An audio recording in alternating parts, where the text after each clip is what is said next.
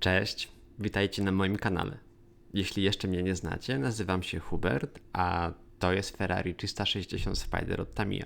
W dzisiejszym filmie opowiem Wam krótką historię tego samochodu, ale przede wszystkim zrecenzuję i pokażę zawartość modelu, jaki przygotowała Tamiya w 2008 roku. Zanim jednak zaczniemy, chciałbym bardzo serdecznie zaprosić Was na mój nowo utworzony profil na Instagramie.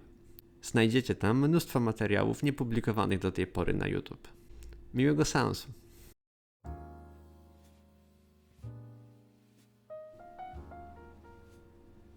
Model Tamiya Ferrari 360 Spider w skali 1:24 nie jest już produkowany. Jego cena i dostępność zależna jest już tylko od kolekcjonerów na rynku wtórnym. Opakowanie to pudełko kartonowe otwierane od góry. Jak na tą skalę jest dość duże. Ma wymiary 6x26x36 cm. Samochód przedstawiony jest tylko w jednym, srebrnym kolorze. Z pudełka dowiadujemy się, że model możemy zbudować w dwóch wersjach, zarówno z otwartym, jak i materiałowym dachem. Gwarancją jakości modelu jest mały logotyp Ferrari z informacją, że jest to ich oficjalny, licencjonowany produkt. Zawartość pudełka jest bogata jak na skalę 1:24. Cały model składa się ze 138 części zapakowanych w 7 plastikowych worków. Wyróżniamy kolejno 6 plastikowych wyprasek, w tym chromowaną i transparentną, opony wraz z tulejami, kalkomanie, naklejki metalizowane, maski na szyby oraz karoserię. Standardowo w pudełku jest także instrukcja montażu. Jest wydrukowana w formie rozkładanego arkusza.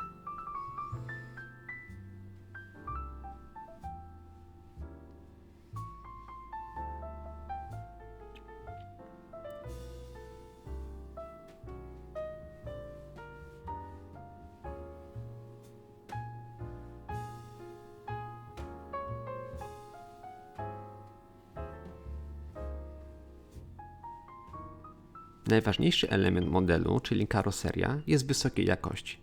Plastik jest gładki, aczkolwiek będzie wymagał nieco obróbki. Zdecydowanie najsłabszym punktem modelu są boczne elementy karoserii z widocznymi niedoskonałościami. Nadlewki powstałe przy produkcji są minimalne, a ich usunięcie nie będzie stwarzało żadnych trudności. Linie podziału są ostre i wyraźne.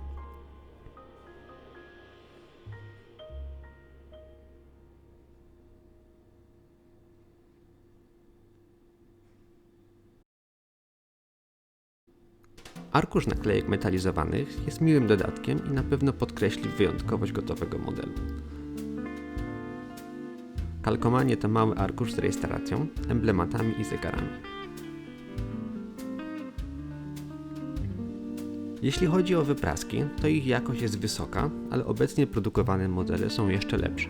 Formy mają już w końcu blisko 20 lat. Odwzorowanie detali wnętrza i silnika jest dobre. Nie można mieć także zastrzeżeń do pozostałych elementów samochodu. Arkusz chromowany jest przeciętnej jakości. Raczej nie decydowałbym się na budowę modelu w wersji prosto z pudełka. W celu osiągnięcia zadowalającego efektu, chrom należy usunąć i nałożyć od nowa. Elementy transparentne są gładkie i krystalicznie przejrzyste. Arkusz maskujący jest dołączony, co zdecydowanie ułatwi ich malowanie. Plusem jest możliwość budowy modelu w dwóch wariantach dachu. Model jest ogólnie dość rozbudowany. Duża ilość części oznacza, że nawet takie elementy jak fotele czy układ dolotowy wymagają sklejenia.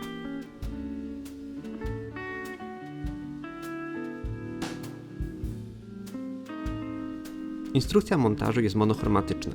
Jest wydrukowana w formie rozkładanego arkusza. Proces budowy podzielony jest na 18 kroków, a całość jest dosyć przejrzysta.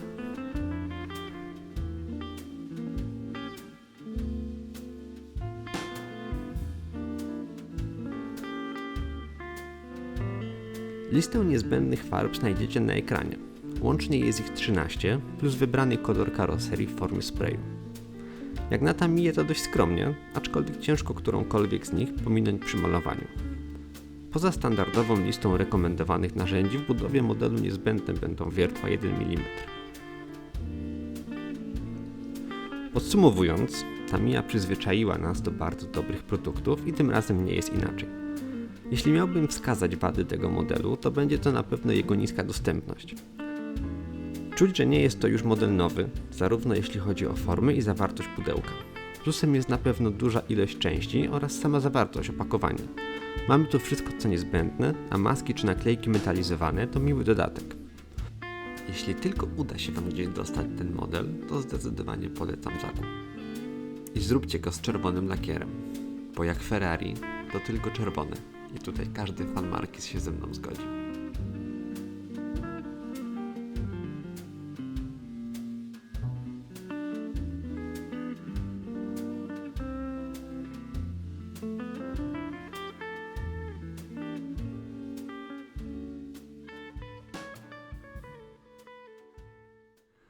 A jeśli już mowa o fanach marki, to nie mogę powiedzieć, żebym się do nich zaliczał. Mimo tego, że Ferrari ma w sobie to coś, co przyciąga miliony fanów na całym świecie. Jest to marka, koło której naprawdę ciężko przejść obojętnie.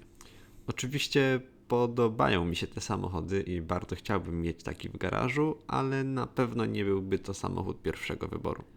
Ferrari 360 miało swoją premierę w 1999 roku i zastąpiło bardzo udany model F355. Był produkowany do 2005 roku w 3 wersjach nadwozia zaprojektowanych przez Pininfarinę. Było to klasyczne coupé o nazwie Modena, kabriolet o nazwie Spider oraz torowa wersja Challenge Stradale.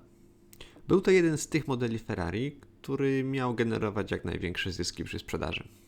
Bo tak naprawdę 360 nie była ani rekordowo szybka, ani wyjątkowo ładna.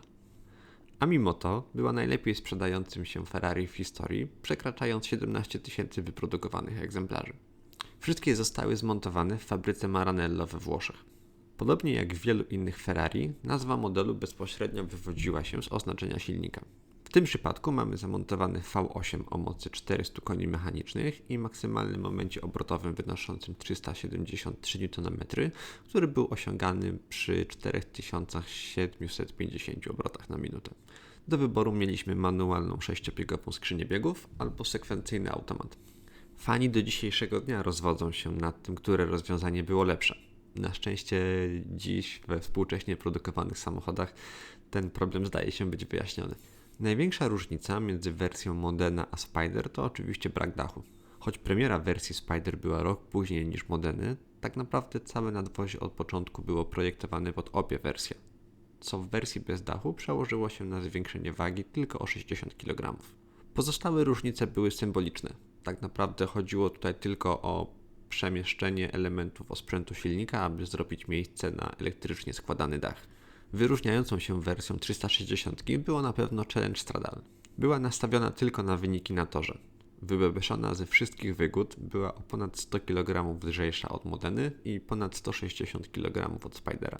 Moc silnika została zwiększona do 425 koni mechanicznych poprzez agresywniejszą kompresję. W samochodzie przede wszystkim skupiono się na zmniejszeniu wagi, poprawę hamowania oraz przyczepność na torze. Z ekonomicznego punktu widzenia był to bardzo zgrabny zabieg Ferrari. Większość zmodyfikowanych elementów, takich jak lżejsze zawieszenie czy ceramiczny układ hamulcowy, były projektowane tak naprawdę do modelu 430, który był bezpośrednio następcą 360 i którego premiera zbiegła się z premierą Challenge Stradale. Z perspektywy lat widać, że ten samochód był skazany na sukces sprzedażowy. Projektanci Ferrari bardzo dobrze wstrzelili się w potrzeby klientów. Cały ten efekt wow w połączeniu z technologicznymi nowinkami, takimi jak sekwencyjna zmiana biegów łopatkami przy kierownicy oraz luksusowe wnętrze, zapewniły fabryce w Maranello maksymalne obroty przez wszystkie lata. Bo jakby nie patrzeć, branża motoryzacyjna to wciąż biznes i producenci, nawet tacy jak Ferrari, muszą produkować samochody bardzo dobrze sprzedające się, żeby móc później produkować takie perełki jak limitowane wersje swoich super samochodów. I to już wszystko w dzisiejszym odcinku. Dziękuję Wam za wspólnie spędzony czas. Mam nadzieję, że nie tylko dobrze się bawiliście, ale także dowiedzieliście się wiele ciekawych informacji na temat tego samochodu. Jeżeli macie jakieś uwagi co do filmu, dajcie proszę znać w komentarzu poniżej. Poprzedni film przyniósł sporo uwag odnośnie montażu i mam nadzieję, że udało mi się wyciągnąć z nich wnioski i tym razem nie popełnić tych samych błędów. Jeszcze raz bardzo dziękuję Wam za wszystkie komentarze. Serdecznie zapraszam także do śledzenia mojego kanału. Do zobaczenia następnym razem.